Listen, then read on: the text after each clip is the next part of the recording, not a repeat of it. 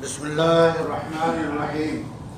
حضرات گرامی، قرآن کریم میں ایک سورہ ہے القمر، جس کی کل 55 آیتیں ہیں۔ ان 55 آیتوں میں 4 آیتیں ایک ہی طرح کے الفاظ اور حروف کی ہیں۔ وہ ہے اعوذ باللہ من الشیطان الرجیم، بسم اللہ الرحمن الرحیم، وَلَقَدْ يَسَّرْنَا الْقُرْآنَ لِلذِّكْرِ فَهَلْ مِن مُدَّكِّرٍ۔ یہ آیت ہے، 4 مرتبہ قرآن کریم کی اس سورے میں آئی ہے، مستقل 4 آیت کہلاتی ہے۔ مفہوم و معنی چاروں آیتوں کا ایک ہے۔ ہم اور آپ کسی بات کو تاکید کے ساتھ کہنا چاہتے ہیں تو 2 بار کہتے ہیں، 3 بار کہتے ہیں۔ اللہ تعالیٰ نے ایک بات کو 4 مرتبہ ایک ہی سورے میں دہرایا ہے۔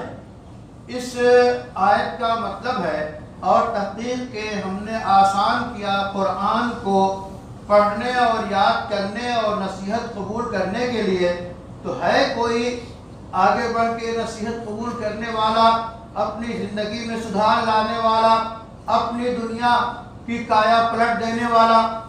تو یہ آیت کریمہ پوری انسانیت کو جو ہے خطاب کرتی ہے کہ ہم نے قرآن کو آسان کیا۔ قرآن آسان کس نے کیا؟ خود قرآن اتارنے والا فرما رہا ہے کہ ہم نے قرآن کو آسان کیا۔ قرآن کو آسان کرنے کا مطلب مفسرین بیان کرتے ہیں کہ قرآن میں احکام ہیں، مثلا اقیم الصلاۃ، نماز قائم کرو، آتوا الزکوٰۃ، زکوٰۃ ادا کرو، یہ سب احکام ہیں۔ جو بھی اس کو سنتا ہے اس کی سمجھ میں بات آ جاتی ہے۔ اسی طرح قرآن میں واقعات ہیں، انبیاء کے واقعات، انبیاء کے ساتھ پیش آنے والی اقوام کی تاریخ ہے۔ موسیٰ علیہ السلام اور ان کے ساتھ جو مقابل تھا فرعون۔ اسی طرح قرآن جو ہے واقعات سے انبیاء کے اور مختلف لوگوں کے واقعات جو کہ بطور مثال اور ہدایت ہیں وہ ہے۔ اسی طرح مثالیں ہیں۔ قرآن کریم میں اس طرح کی چیزیں جو ایسی ہیں جو بالکل آسان ہیں۔ قرآن کریم میں جو مشکل چیز کہی جاتی ہے وہ یہ ہے کہ قرآن کی آیات سے احکام کو نکالنا، قرآن کی آیات سے حکم نکالنا، یہ مشکل کام ہے۔ یہ صرف مجتہدین کا کام ہے، ماہر علماء کا کام ہے، یہ ہر کے بس کی بات نہیں۔ لیکن قرآن جو ہے بقیہ، اور جو یہ کہا جاتا ہے کہ قرآن کی تفسیر کے لیے ضروری ہے کہ 14-15 علوم میں مہارت حاصل ہو۔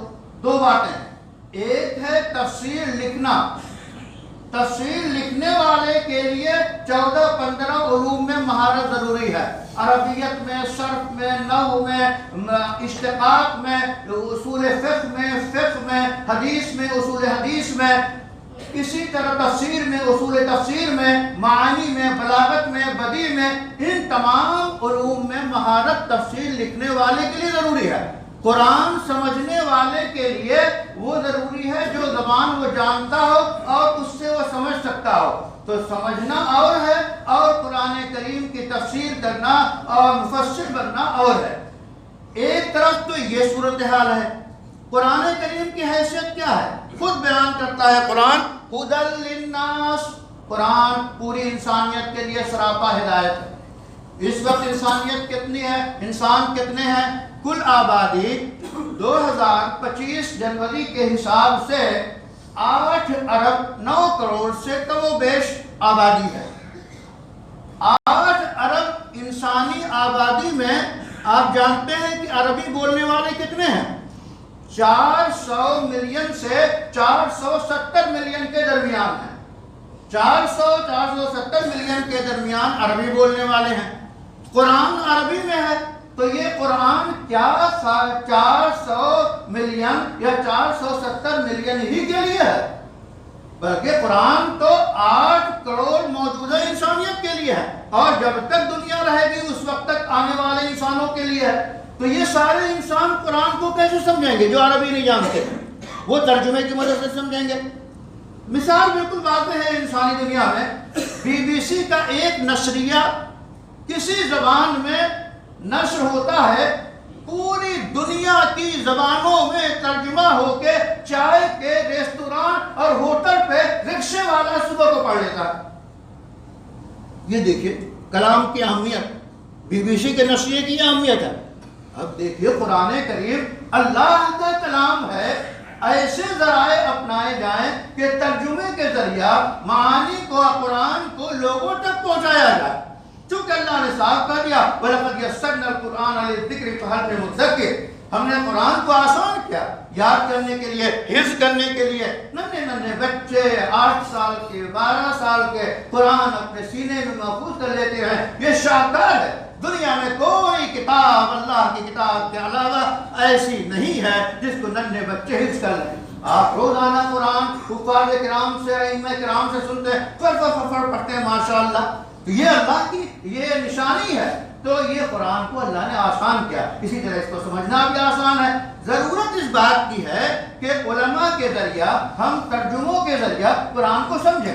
حضرت مولانا محمود حسن شیخ الہند جو دیوبندی تھے اور دیوبندی ہی تھے، وہ کہتے ہیں جب مالٹا سے وہ آئے تو انہوں نے کہا کہ امت کے جو ہے پسماندگی کی واحد وجہ ہے قرآن سے دوری۔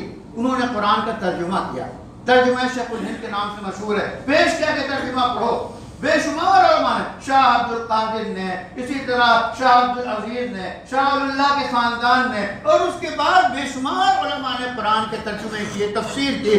یہ آپ کے پڑھنے کے لیے، آپ جو زبان جانتے ہو اس میں قرآن پڑھنے کی کوشش کریں، قرآن سمجھنے کی کوشش کریں، تبھی ہم قرآن کی جو ہے قرآن کی تلاوت مستقل عبادت ہے، ہر حرف پہ 10 نیکیاں ملتی ہیں، عبادت مستقل، تلاوت مستقل عبادت ہے، قرآن کا سمجھنا مستقل دوسری عبادت ہے۔